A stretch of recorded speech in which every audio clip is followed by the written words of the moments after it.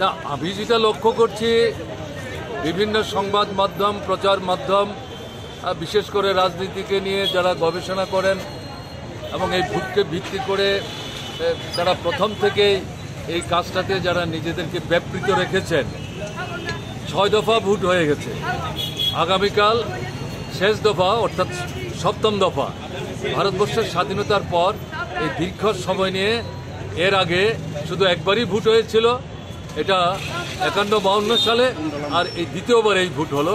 তারা যেটা বলছেন যে যত এগুচ্ছে বিজেপির অবস্থা খারাপ হচ্ছে এবং তাদের বক্তব্য হচ্ছে বিজেপি সংখ্যাগরিষ্ঠতা অর্জন করতে পারবে না, তারা সরকার তৈরি করতে পারবে না।